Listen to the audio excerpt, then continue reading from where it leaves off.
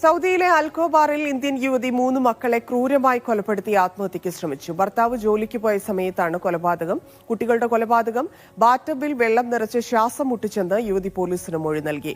കുടുംബ പ്രശ്നമാണ് കൊലപാതകത്തിലേക്കും തുടർന്ന് ആത്മഹത്യാ ശ്രമത്തിലേക്കും നയിച്ചതെന്നാണ് കരുതുന്നത്. ഇന്നലെ രാത്രിയാണ് സൗദിയിലെ പ്രവാസി സമൂഹത്തെ ഒന്നടങ്കം നടുക്കിയ ക്രൂര കൊലപാതകം അരങ്ങേറിയത്.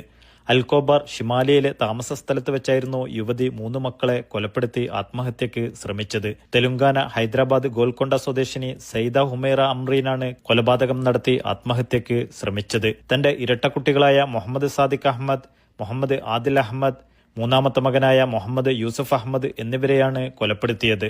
ബാത്ത് ടബിൽ വെള്ളം നിറച്ച് കുട്ടികളെ ശ്വാസം മുട്ടിച്ച് കൊലപ്പെടുത്തുകയായിരുന്നുവെന്ന് യുവതി പോലീസിൽ മൊഴി നൽകി. ശേഷം ആത്മഹത്യ ചെയ്യാൻ ശ്രമിക്കവേ വഴുതി വീണ് ബോധം നഷ്ടപ്പെട്ടു. ഭർത്താവ് ജോലിക്ക് പോയ സമയത്തായിരുന്നു കുറ്റകൃത്യം. ഭർത്താവ് എത്തി വിളിച്ചപ്പോഴാണ് വിവരം അറിയുന്നത്. 6 മാസം മുമ്പാണ് കുടുംബം സന്ദർശന വിസയിൽ സൗദിയിലെത്തിയത്. കുടുംബ പ്രശ്നമാണ് കൊലപാതകത്തിലേക്കും തുടർന്നുള്ള ആത്മഹത്യയിലേക്കും നയിച്ചതെന്നാണ് കരുതുന്നത്.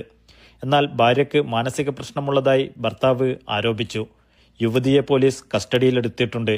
കുട്ടികളുടെ മൃതദേഹങ്ങൾ ദമാമിൽ മറവ് ചെയ്യുമെന്ന് പിതാവുമായി ബന്ധപ്പെട്ടവർ അറിയിച്ചു. Naushad Irikkur, media 1, Dammam.